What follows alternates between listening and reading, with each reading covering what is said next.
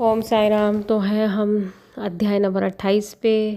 तो रोज़ आपके सामने यही बोला जाता है बार बार, जितनी भी परेशानी, दुख, तकलीफ़ें, मानसिक शारीरिक इच्छाएं, अपूर्ण दुविधाएं, परेशानियां, जो हर कोई चीज़ जो है बाबा के समक्ष श्री चरणों में रख के तब आप कथाओं का श्रवण कीजिए तो बिल्कुल अद्भुत लाभ होगा। श्रद्धा और सबूरी रखिए।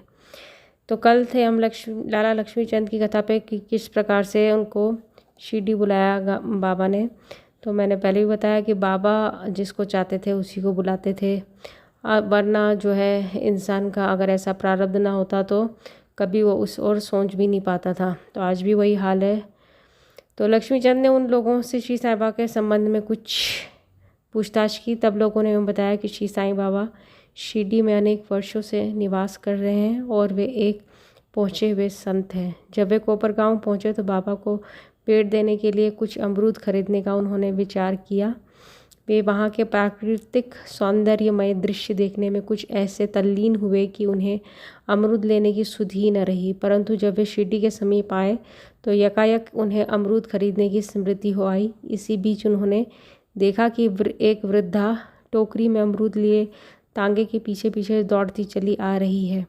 ये देख उन्होंने तांगा रुकवाया और उनमें से कुछ बड़े अमरूद खरीद लिए।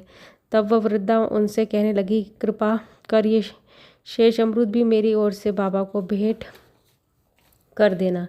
ये सुनकर तत्क्षण ही उन्हें विचार हो आया कि मैंने अमरूद खरीदने की जो इच्छा पहले की थी और जिससे मैं भूल गया था, उसी की इस वृद्धा ने उन्हें पुनः स्मृति करा दी है। श्री साईं बाबा के प्रति उसकी भक्ति देख वे दोनों बड़े चकित हुए। लक्ष्मीचंद ने यह सोचकर कि हो सकता है कि स्वप्न में जिस वृद्ध के दर्शन मैंने किए थे उनकी ही ये कोई रिश्तेदार हो, वे आगे बढ़े। शिरडी के समीप पहुंचने पर उन्हें दूर से ही द्वारका माई में फहराती ध्वजाएं दिखाई दी, जिन्हें देख प्रणाम कर अपने हाथ में पूजन सामग्री लेकर वे द्वारका माई पहुँचे और बाबा का यथाविधि पूजन कर वे द्रवित हो गए। उनके दर्शन कर वे अत्यंत आनंदित हुए तथा उनके शीतल चरणों से ऐसे लिपटे जैसे एक मधुमक्खी कमल के मकरंद की सुगंध से मुग्ध होकर उससे लिपट जाती है। तब बाबा ने उनसे जो कुछ कहा उसका वर्णन हेमंत पंत ने अपने मूल ग्रंथ में इस प्रकार किया है। सारे रास्ते में भजन करते और दूसरे आदमी से पूछते, दूसरे से क्या पूछना, सब कुछ अपनी आँखों से देखना। काहे को दूसरे आदमी से पूछना, सपना क्या झूठा है या सच्चा, कर लो अपना विचार आप। मारवाड़ी से उधार लेने की क्या जरूरत थी, हुई क्या मुराद पूरी। ये शब्द सुनकर उनकी सर्वव्यापकता पर लक्ष्मीचंद को बड़ा अचंभा हुआ। वे बड़े लज्जित हुए कि घर से शिरडी तक मार्ग में जो कुछ हुआ उसका उन्हें सब पता है। इसमें विशेष ध्यान देने योग्य बात केवल यही है कि बाबा ये नहीं चाहते थे कि उनके दर्शन के लिए कर्ज लिया जाए या तीर्थ यात्रा में छुट्टी मनाएं।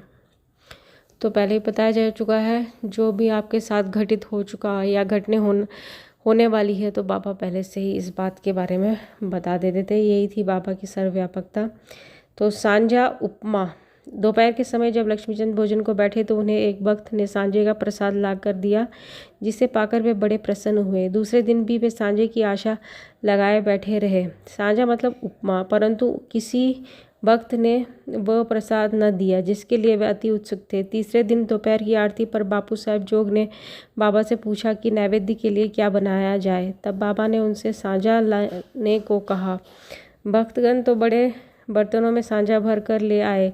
लक्ष्मीचंद को भूख भी अधिक लगी थी, साथ ही उनकी पीठ में दर्द भी था। बाबा ने लक्ष्मीचंद से कहा, तुमको भूख लगी है, अच्छा हुआ, कमर में दर्द भी है, लो अब सांझे की ही करो दवा। उन्हें पुनः अचंभा हुआ कि मेरे मन के समस्त विचारों को उन्होंने जान लिया। वस्तुतः वे सर्वज्ञ है। तो और क्या कहा जाए श्री साईं बाबा के बारे में। जो भी विचार आपके मन में उठते हैं, कैसे भी विचार हो, बाबा एकदम जान जाते हैं। ये हमने भी कितनी बार जो है देखा है, इस बात का अनुभव किया है। बोलो सच्चिदानंद सद्गुरु साईनाथ महाराज की जय। कुद दृष्टि। इसी यात्रा में एक बार उनको चावड़ी का जुलूस देखने का भी सौभाग्य प्राप्त हो गया।